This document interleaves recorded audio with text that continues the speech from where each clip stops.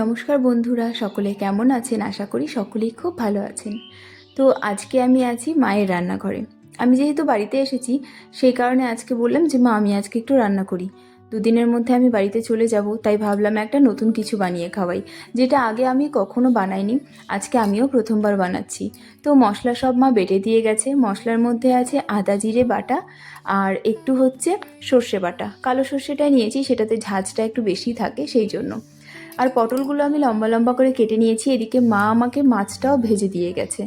মানে আমি তখন মেয়েকে যেহেতু স্নান করাচ্ছিলাম, তো মা বললো যে তাহলে মাছটা আমি ভেজে দিয়ে যাই, বাকি প্রসেসটা তুই এসে করিস।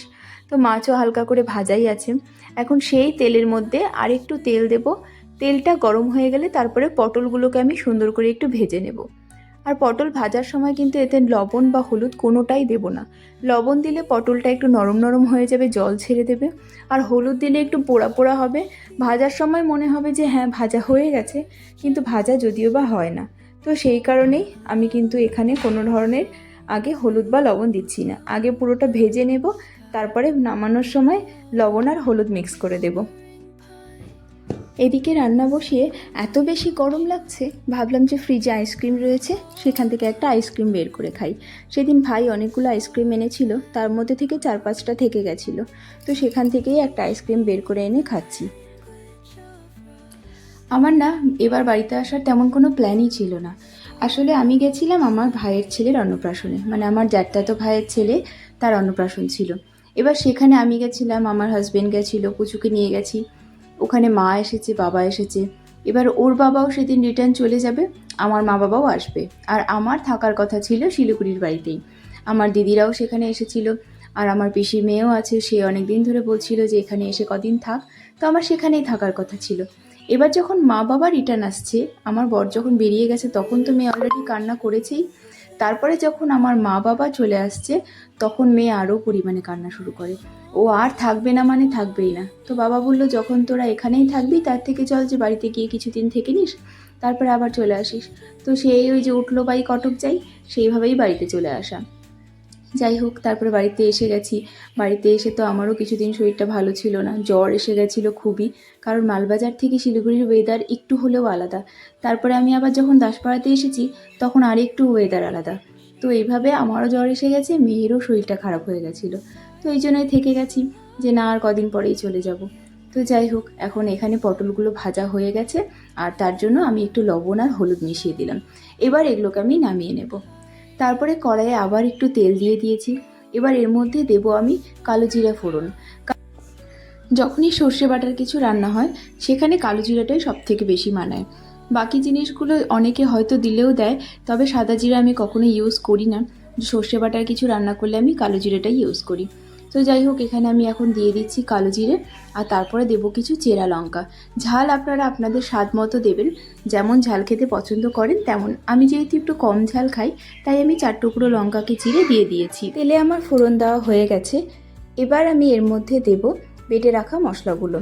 তো সবার প্রথমে আমি এখানে দিয়ে দিচ্ছি জিরে আর আদা বাটাটা। সর্ষেটা আমি পরেই দেব, কারণ সর্ষেটা যদি তেলের মধ্যে দিয়ে দিই তাহলে এটা তিতে হওয়ার একটু ভয় আছে।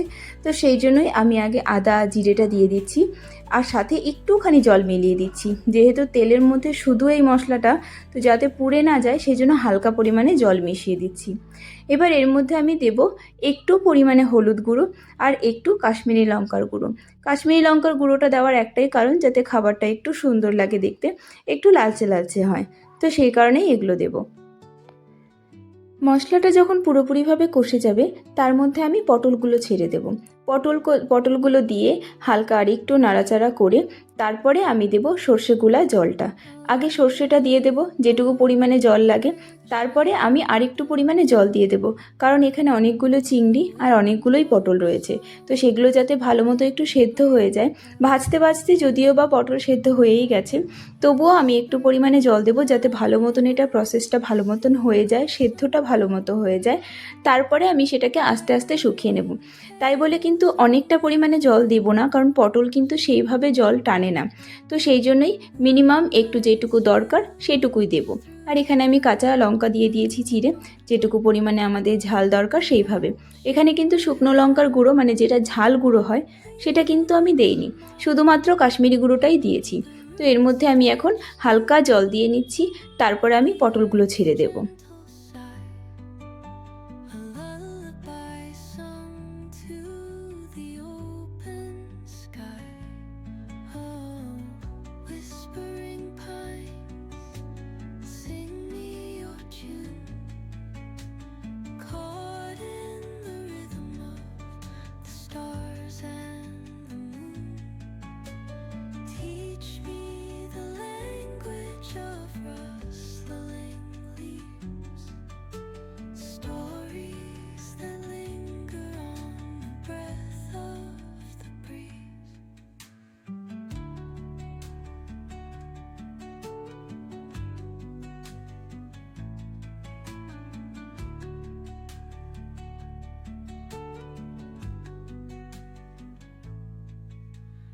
Dawn paints gold on the mountain's crown, while rivers whisper. পটল হয়ে গেছে আমার কষা। এবার এর মধ্যে আমি সর্ষের জলটা দিয়ে দিচ্ছি। তো আমার এইটুকু পটলের মধ্যে আমি কতটুকু সর্ষে দিচ্ছি সেটা তোমরা আন্দাজ বুঝেই গেছো। এটুকু পুরো দিয়ে দিচ্ছি, আর এর মধ্যে এবার একটু নাড়াচাড়া করে দেখব যে কতটা জল লাগবে। তো সেই আন্দাজে এর মধ্যে একটু জল দিয়ে দেব। আর এটাকে নামানোর আগে কিন্তু এর মধ্যে আর কোনো রকম গরম মশলা বা কিচ্ছু দেব না। তোমাদের যদি আরেকটু ঝাঁঝ খেতে ভালো লাগে, এটা যখন পুরোটা হয়ে যাবে, এটা শুকিয়ে নেওয়ার পরে এর মধ্যে ওপর থেকে কিন্তু একটু সর্ষের তেল দিয়ে দিতে পারো।